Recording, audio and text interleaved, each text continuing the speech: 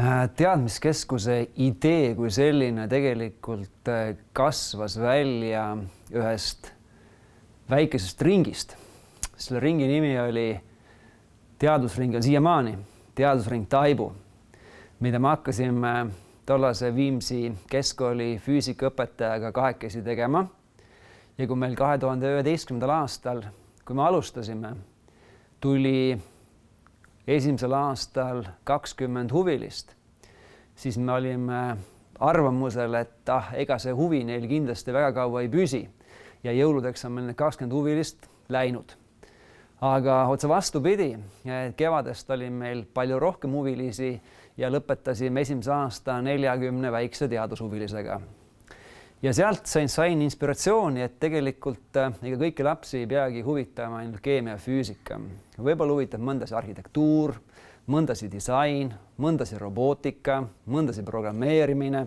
Ja tegelikult ju tollel ajal puudusid Viimsi vallas üldse õpilastel võimalused tegeleda loodus-täppistehnoloogia valdkonna huviharidusega. Ja me hakkasin järjest otsima neid valdkondi, mis võiks lastele huvi pakkuda. Hakkasin otsima juhendajaid ja nii see asi meil kasvama hakkas. Ja selles mõttes nimetus teadmiskeskus, siis nimetust ma ei tea, et Eestis kuskil mujal oleks.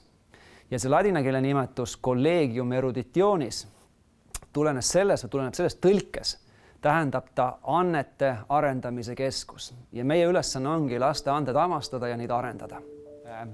Kui tänasel päeval omandab teadushuviharidust kolleegiumi erinevatel õppekavadel pea 800 õpilast, siis ma usun, et see arv väga palju oluliselt ei kasva.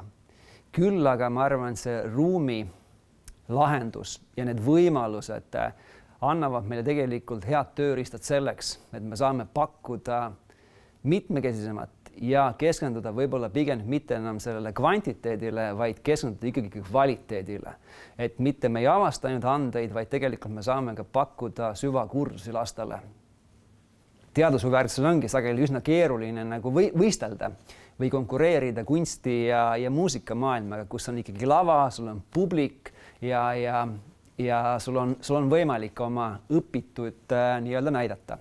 Aga õnneks on ka Eestis aja jooksul asjad paremuse poole liikunud. Ka teadushuviharidusel on omad nii-öelda laulupeod. Meil on robootikas olemas rahvusvaheline võistlus Robotex. Meil on First Lego League olemas, meil on robomikuvõistlused olemas. Samamoodi ka kolleegium ise korraldab roboliiga võistlust. On olemas üle-eestiline õpilaste teadusfestival. On olemas erinevad konkursid, Goldbergi masina ehitamise konkurss, nii et tegelikult keskkonna uurimistööde konkurss, et tegelikult üha enam tuleb selliseid konkursse, võistlusi ja võimalusi, kus ka teadusandekad õpilased saavad oma õpitut siis teistele näidata. Ma usun, et Artiumi ruumilahenduse näol annab meil küll sellise võimaluse, et me saaksime hakata korraldama mitte ainult siin oma piirkonna selliseid üritusi, vaid üle Eesti mastaapseid ülistusi ja miks mitte ka rahvusvahelist üritusi Robotexi. Sest ega Robotexi nii-öelda eelvoorud ei pea toimuma alati kõik ühes kohas ja kui võtame Viimsi haridusasutused, võtame uue Artiumi võimalused, siis meil seda pinda, kus neid üritusi korraldada ja ma usun ka siis nii-öelda vaatajaid oleks päris palju. No Artiumis ütleme spetsiifilisi ruume on päris mitmeid. Näiteks meil on spetsiaalne robootikaklass, kus on loodud siis väga head tingimused selleks, et õpilased saavad oma robootikalasid andeid arendada. On olemas digitehnoloogia klassiruum, kus olemas vastav inventuur selleks, et oma digioskusi arendada. Samamoodi võib kindlasti vaatama tulla näiteks animatsiooniklassiruumi, kus on olemas, ma arvan, tipptehnoloogia animeerimiseks. Samuti elektroonikalabor, mida ma usun, et on üldse väga vähestes kohtades. Nii et neid võimalusi, mida teistele näidata, vaid tegelikult, mida saavad Viimsi lapsed ise kasutada, need on tegelikult kadestamisväärsed. Teadmiskeskus tegelikult, kui esimesest ideest kuni tänase päevani, me oleme 2021, me tähistame see aasta pidulikult 10. juubelit.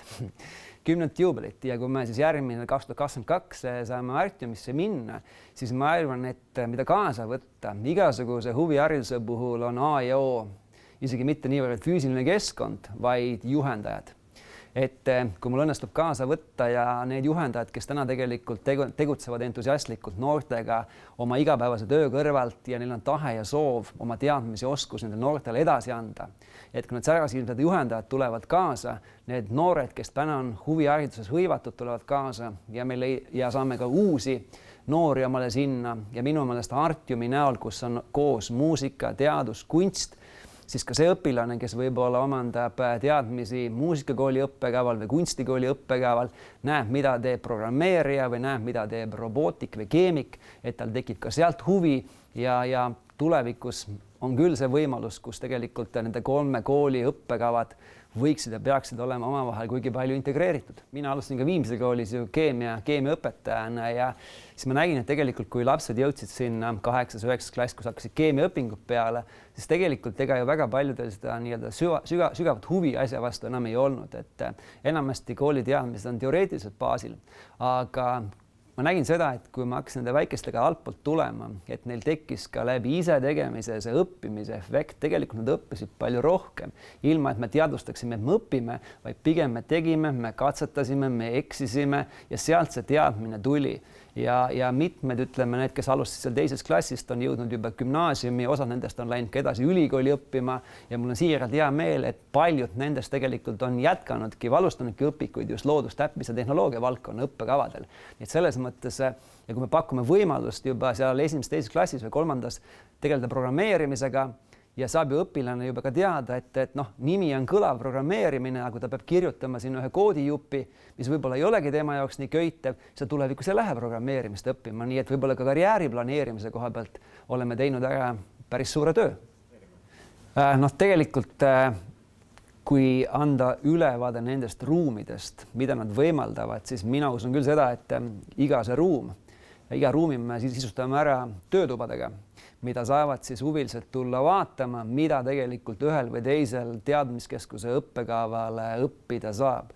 On see füüsika, keemia, on see programmeerimine, on see animatsioon või isegi kokakunst, eks, et tegelikult neid võimalusi on ju palju ja ma usun, et kui inimesed tulevad ja saavad oma käed ise külge panna, siis nad saavad ka aimu sellest tegelikult, mida üks või teine õppekava endas sisaldab ja vahetu kokkupuude loomulikult juhendajaga annab, ma arvan, lastele kõige parema sellise indikaatori, et kas see valdkond mulle tegelikult huvi pakub ja kas see juhendaja, kes seal on, teeb need asjad mulle ikkagi võimalikult atraktiivseks.